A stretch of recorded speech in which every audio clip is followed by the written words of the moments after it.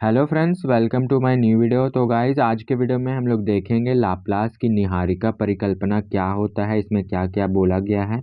ठीक है, तो पहले के वीडियो में हम लोग ने डिस्कस किया था कांट्स का गैसियस हाइपोथेसिस। आज हम लोग देखेंगे नेबुलर हाइपोथेसिस ऑफ लाप्लास। ये काफ़ी इंपॉर्टेंट टॉपिक है गाइज, आप लोगों के सेमेस्टर्स के एग्जाम में बीए ज्योग्राफी सेमेस्टर 1 में आप लोगों से पूछा जाता है। ये टॉपिक आता है गाइज ओरिजिन ऑफ अर्थ के अंडर। ठीक है, तो चलिए हम लोग देखते हैं नेबुलर हाइपोथेसिस ऑफ लाप्लास।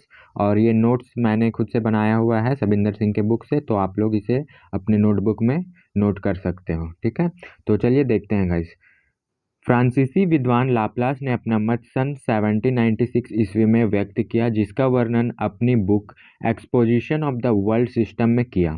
ठीक है, यहाँ पे बोला जा रहा है गाइस कि ये जो लाप्लास है वो फ्रांसीसी विद्वान है, जिन्होंने 1796 ईस्वी में अपना जो है ये नेबुलर हाइपोथेसिस दिया था। और इसका वर्णन उन्होंने अपना बुक मतलब उनके द्वारा लिखा गया book exposition of the world में किया। ठीक है, नेक्स्ट देखिए, लाप्लास ने कांट की कुछ गलतियों को दूर करके अपना संबंधित विचार व्यक्त किया। जैसे कि पहले कांट ने अपना गैसियस हाइपोथेसिस दिया था, उसमें कुछ इन्होंने सुधार किया, कुछ गलतियों को दूर करके ये जो है नेबुलर हाइपोथेसिस को प्रस्तुत किए हैं। ठीक है, फिर देखिए, लाप्लास ने कांट की अशुद्धियों को दूर करने के लिए कुछ कल्पनाएं की थी। जैसा कि हम लोगों ने देखा था कांट के द्वारा गैसियस हाइपोथेसिस दिया गया था, तो उसमें इन्होंने कुछ दो गलतियों को दूर किया था, जिसके लिए इन्होंने दो कल्पनाएं की है। ठीक है, उनकी अशुद्धियों को शुद्ध करने के लिए। तो यहाँ पे देखिए, जो पहला कल्पनाएं हैं वो है गाइस, तापमान की समस्या को लेकर को दूर करने के लिए उन्होंने यह मान लिया कि ब्रह्मांड में पहले से ही विशाल तप्त नेबुला थी। यानी कि जैसा कि गाइस हम लोगों ने देखा था कांट का गैसियस हाइपोथेसिस, उसमें उन्होंने बोला था कि जो पदार्थों के बीच जो भ्रमण होता है, यानी कि टकराव के कारण जो है वो ताप उत्पन्न होता है। लेकिन गाइज इन्होंने ऐसा माना कि पहले से ही नेबुला जो थी वो तप्त थी, उसमें मतलब वो गर्म नेबुला थी। ठीक है, तो इन्होंने पहला यही अवधारणा मान लिया। दूसरा अवधारणा गति को लेकर के माना है। तो यहाँ देखिए, गति की समस्या को दूर करने के लिए उन्होंने यह मान लिया कि निहारिका प्रारंभ से ही गतिशील थी। जैसा कि कांट ने बोला था कि पहले वो जो पदार्थ था ब्रह्मांड में वो स्थिर था, लेकिन इन्होंने क्या माना कि इन्होंने मान लिया कि पहले से ही गतिशील था। कांट ने बोला था कि टकराव होता है, उसके कारण उसमें गति उत्पन्न होता है, लेकिन इन्होंने बोला कि पहले से ही गतिशील है। ठीक है, फिर देखिए, आकार के लिए उन्होंने मान लिया कि यह निहारिका निरंतर शीतल होकर आकार में सिकुड़ती गई। और जो उसका साइज था, ठीक है, पदार्थ जितने भी ब्रह्मांड में थे उनका साइज को लेकर के इन्होंने कल्पना किया है कि जो है निहारिका ठंडा हो रहा है लगातार, और इसका जो है आकार में छोटा हो जा मतलब आकार सिकुड़ता जा रहा है। ठीक है, अब आगे देखते हैं फ्रेंड्स हम लोग। लाप्लास के माने हुए तथ्यों के अनुसार अतीत काल में एक गतिशील तप्त महापिंड था, जिसे निहारिका का नाम दिया गया था। ठीक है, दिया गया। लाप्लास ने जो है गाइज इन्होंने माना है कि अतीत काल में एक गतिशील तप्त महापिंड था, इसी को इन्होंने निहारिका बोला है।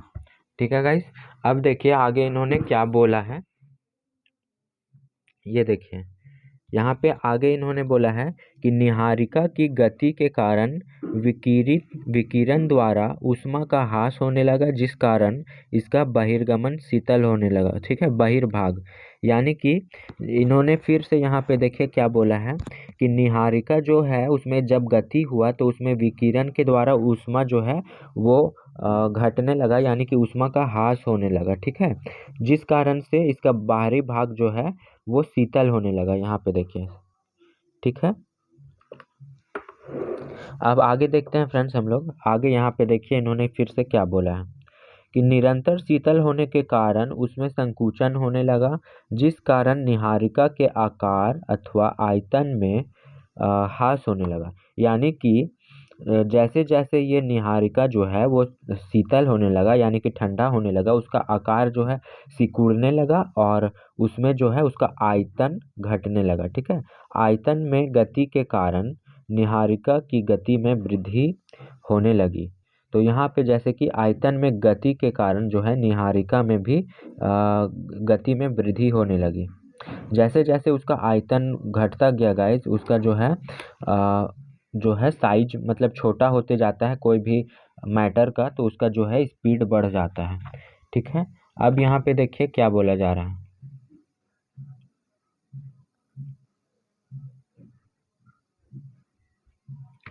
तो फ्रेंड्स अब यहाँ पे देखिए, अधिक गति के कारण केंद्रापसारी बल द्वारा निहारिका के मध्यवर्ती भाग के पदार्थ बारहीन होने लगे तथा मध्य भाग बाहर की ओर उभरने लगा। तो यहाँ पे क्या बोला जा रहा है फ्रेंड्स कि जो केंद्रापसारी यानी कि केंद्र से बाहर की ओर लगने वाला फोर्स के कारण, ये मान लीजिए ये सेंटर है, इससे बाहर की ओर फोर्स लग रहा है, जिस कारण से क्या हुआ, इसके मध्यवर्ती भाग के पदार्थ भारहीन होने लगा। ठीक है, और मध्य भाग जो है बाहर की ओर उभरने लगा। यानी कि ये मान लीजिए कोई मैटर है, इसमें सेंटर से बाहर की ओर फोर्स लग रहा है, तो ये मैटर जो है इस तरह से बन जाएगा। ठीक है, इस तरह से बाहर की ओर निकलने लगेगा। ठीक है गाइस, ये बोला जा रहा है।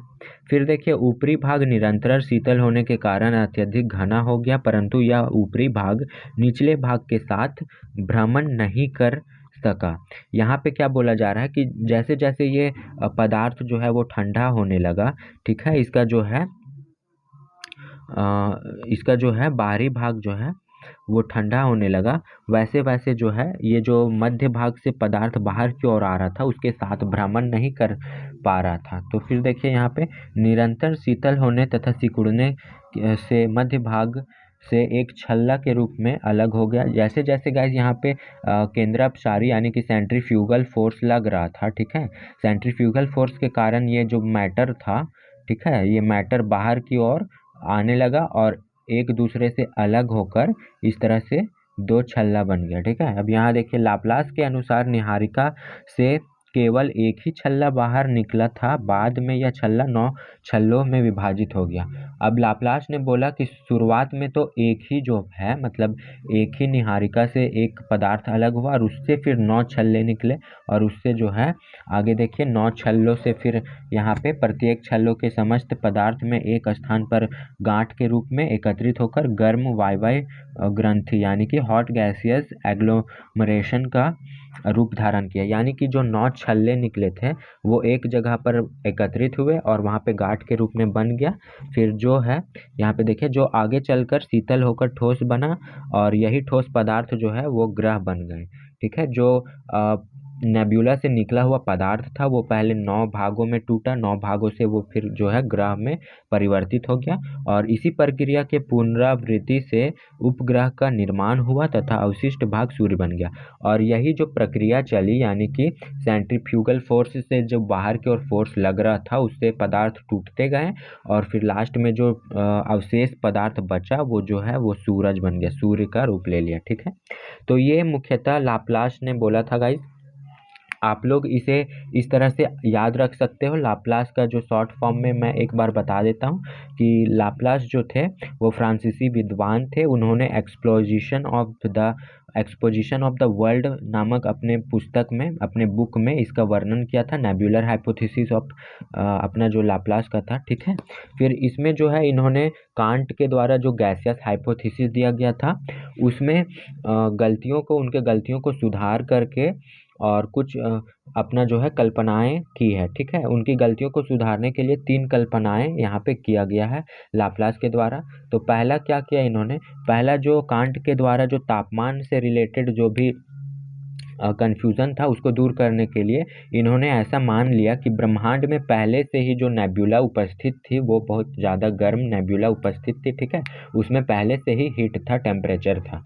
दूसरा जो कांट के द्वारा जो गति से रिलेटेड कन्फ्यूज़न था, यानी कि पदार्थों में, मैटर में कैसे मोशन हो रहा था उससे रिलेटेड, तो इन्होंने ये भी मान लिया कि पहले से जो पदार्थ वहाँ ब्रह्मांड में थे, ठीक है, वहाँ पे पहले से जो है इसमें गति था। ठीक है, इसके बाद आकार को रेकल, जैसे कि कांट ने बोला था कि कोई भी आकार जितना बड़ा होता है मैटर का उतना उसका गति अधिक होता है, लेकिन ऐसा नहीं है। जिसका जितना छोटा आकार होता है, आयतन होता है, उसका उतना अधिक गति होता है। तो इन्होंने भी यहाँ पे मान लिया ऐसा। ठीक है। तो ये 3 गलतियां जो कांट के द्वारा किया गया था, इसको दूर करने के लिए 3 अवधारणाएं मानी। इसके बाद इन्होंने जो है अपना बात बोला है। इन्होंने क्या बोला है? इन्होंने बोला था गाइस, जो अतीत काल में जो पदार्थ ब्रह्मांड में था, उसी को इन्होंने जो है महापिंड था, उसी को निहारिका नाम दे दिया। और निहारिका जो है, निहारिका में गति के कारण लगातार जो गति हो रही थी, उससे ये शीतल होते जा रहा था और इसका बाहरी भाग जो है वो ठंडा होते गया, ठीक है, धीरे धीरे। और फिर निरंतर ठंडा होने के कारण इसका साइज में जो है संकुचन होने लगा, इसका जो है आयतन घटने लगा। और इसका आयतन जैसे जैसे घटने लगा, इसका गति जो है बढ़ने लगी, ठीक है। यहाँ पे जैसे जैसे किसी पदार्थ का आयतन घटते जाता है, तो इसका जो है गति जो है वो बढ़ते जाता है, ठीक है। फिर ये जो है गति जैसे जैसे यहाँ पे बढ़ते गई, तो फिर यहाँ पे जो मैटर था, नेब्यूला थी, ठीक है, नेब्यूला है, उसका सेंटर से, ठीक है, नेब्यूला के सेंटर से बाहर की ओर एक फोर्स लगने लगा, सेंट्रीफ्यूगल फोर्स, जिसके कारण ये जो मैटर था, ये इसके बाहरी भाग में उभार आने लगा, यानी कि इस तरह से होने लगा, ठीक है। और इस तरह से धीरे धीरे होने के बाद जो है बाहरी भाग अत्यधिक ठंडा हो गया, और जो सेंटर वाला भाग था वो इसके साथ जो है भ्रमण नहीं कर पा रही थी, यानी कि एक साथ ये लोग ऐसे गोल गोल नहीं घूम पा रहे थे। तो ये दोनों है जो अलग अलग हो गए एक दूसरे से। और फिर ये जो पहला पदार्थ निकला, इससे पहला जो छल्ला निकला, इसी से फिर 9 टुकड़े हो गए और 9 ग्रहों का निर्माण हुआ। और लास्ट में जो टुकड़ा बच गया, अवशेष भाग बचा निहारिका का, उससे जो है सूर्य का निर्माण हो गया, ठीक है। और सूर्य का निर्माण हो गया इस तरह से, और इसी का जो है पुनरावृत्ति, यही प्रोसेस का जो है बार बार लगातार होते रहा, जिस कारण से उपग्रहों का भी निर्माण हुआ, ठीक है। तो मेनली ये लाप्लास ने बोला था अपने निहारिका परिकल्पना में। तो इस तरह से आप लोग याद रख सकते हैं। और यहाँ पे हम लोग देखेंगे गाइज आगे नेक्स्ट वीडियोज़ में, ठीक है। नेक्स्ट वीडियोज़ में आगे आइसोस्टेसी की संकल्पना वगैरह देखेंगे, बिग बैंग थ्योरी हम लोगों ने डिस्कस किया था। तो आई होप आप लोगों को लाप्लास की निहारिका परिकल्पना समझ में आ गया होगा, ठीक है गाइज। अगर कोई भी क्वेश्चन हो तो आप लोग कमेंट बॉक्स में कमेंट कीजिएगा। और इसके विरोध में निम्नलिखित तथ्य प्रस्तुत है गाइज, ठीक है। तो ये टॉपिक भी कर ही लेते हैं ताकि और भी अच्छे से क्लियर हो जाए। तो यहाँ पे देखिए, ये जो लाप्लास ने अपना प्रस्तुत किया ये संकल्पना, इसमें कुछ कुछ जो है तथ्य के बारे में जो है विरोध भी प्रस्तुत किए गए हैं। तो यहाँ पे देखिए कुछ कुछ विरोध है, यानी कि आलोचना बोल सकते हो इसे। तो वर्तमान में सौरमंडल के विभिन्न ग्रहों का कोणीय आवेग जो कि प्रारंभ में मौलिक निहारिका में व्याप्त था, भ्रमण की अधिकता से निहारिका को तोड़ने के लिए प्राप्त नहीं है। यानी कि गाइज यहाँ पे जैसा कि लाप्लास ने बोला कि सेंट्रीफ्यूगल फोर्स के कारण जो है पदार्थ टूटने लगा और एक दूसरे से अलग होने लगा, लेकिन यहाँ पे इनके आलोचना में ये बोला गया है कि इतना, मतलब ये निहारिका को तोड़ने के लिए जो है वो इतना पर्याप्त भ्रमण गति, मतलब इतना ही फोर्स के कारण इतना बड़ा पदार्थ नहीं टूट सकता, इसमें और भी भ्रमण गति यानी कि स्पीड होना चाहिए। तो ये एक आलोचना है। दूसरा देखिए, निहारिका से 9 ही छल्ले क्यों निकला, अधिक भी निकल सकता था, इस बारे में लाप्लास ने कुछ नहीं बोला। जैसे कि लाप्लास ने यहाँ पे बोला है गाइस कि पहला जो छल्ला निकला था उससे फिर 9 छल्ले निकले हैं, ठीक है। लेकिन हम लोग ये भी बोल सकते हैं कि 9 ही छल्ला क्यों निकला, ज़्यादा या कम भी तो निकल सकता था। तो इसके बारे में लाप्लास ने कुछ क्लियर नहीं किया है, ठीक है। अब यहाँ पे देखिए आगे, घनीभवन के कारण एक छल्ला के सारे पदार्थ एक ही गोल पिंड के रूप में नहीं बदल सकता था, छोटे छोटे टूट कर भी, मतलब ये वही बोला जा रहा है गाइस कि ऐसा, मतलब किस बेसिस पे लाप्लास ने बोला है कि 9 छल्ले निकले हैं और 9 से ज़्यादा या कम क्यों नहीं निकले, इसके बारे में कोई क्लियरिटी नहीं है। इसके बाद देखिए, यदि ग्रहों की उत्पत्ति निहारिका से हुई है तो पहले वे द्रवित अवस्था में रहे होंगे, तो ये परिभ्रमण और परिक्रमा नहीं कर सकते, केवल ठोस पिंड ही कर सकता। तो गाइस जैसा कि यहाँ पे बोला गया है, लाप्लास ने बोला था निहारिका एक तप्त पदार्थ है। तो जो तप्त होता है वो तो द्रव अवस्था में होता है, लेकिन द्रव जो है वो गति तो नहीं कर सकता, भ्रमण तो नहीं कर सकता, ठीक है। तो यही इन्होंने बोला है, इसकी आलोचना में किया गया है कि अगर पदार्थ जो है तरल अवस्था में होगा तो वो तो गति नहीं कर सकता, क्योंकि गति तो केवल ठोस पदार्थ ही कर सकती है।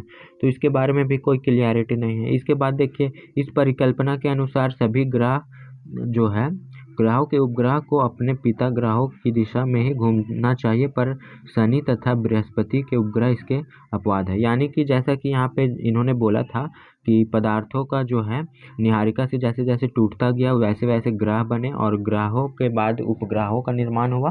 तो उपग्रह जो है अपने ग्रह के, ठीक है, मौलिक ग्रह के दिशा में ही भ्रमण करते हैं, लेकिन शनि और बृहस्पति जो उपग्रह है उसके अपवाद के रूप में है। फिर यहाँ पे देखिए नेक्स्ट, यदि सूर्य नीहारिका का ही भाग है तो तरल रूप में होने के कारण इसके बीच में उभार होना चाहिए।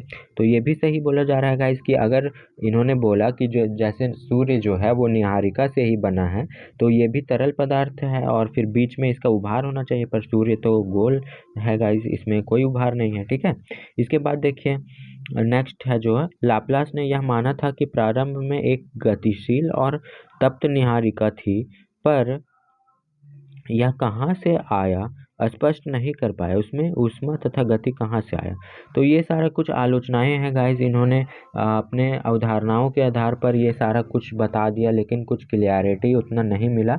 तो ये था लाप्लास का बेसिकली जो इन्होंने हाइपोथेसिस दिया था, नेबुलर हाइपोथेसिस। तो गाइस मिलते हैं अपने नेक्स्ट वीडियो में, ठीक है, तब तक के लिए बाय बाय।